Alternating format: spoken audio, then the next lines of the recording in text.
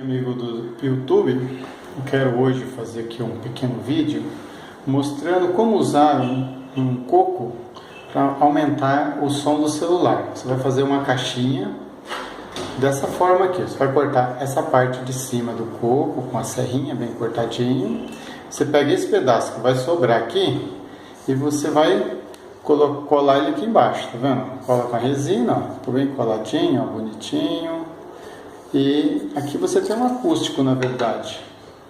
Então você consegue aumentar. Eu vou fazer uma demonstração colocando aqui essa caixinha que eu fiz aqui. Estou com outro celular.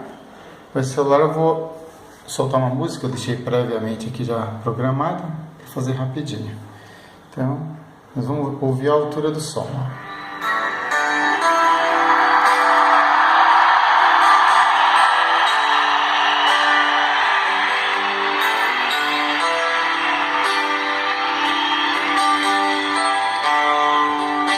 Eu vou colocar aqui dentro do coco, vocês vão ver que vai aumentar pelo menos 20% o som. Ó.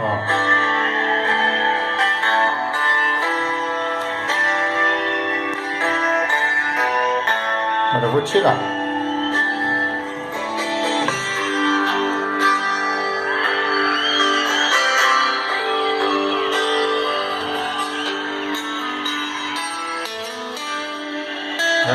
Vou colocar, olha agora.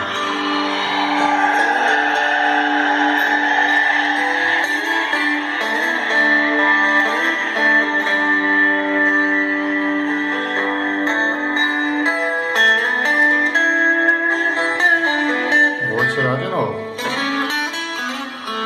Diminuiu bem o som. Além dele servir como um belo de um suporte. Olha. Você vai tomar um banho, igual aqui, estou gravando isso aqui no banheiro. Deixa aqui o somzinho e vai tomar seu banho.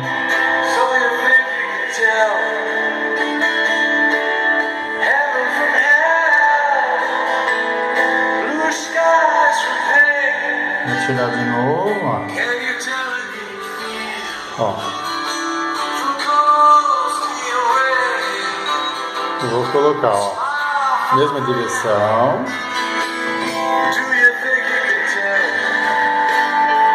É isso que eu tinha para mostrar, que eu achei interessante para mim.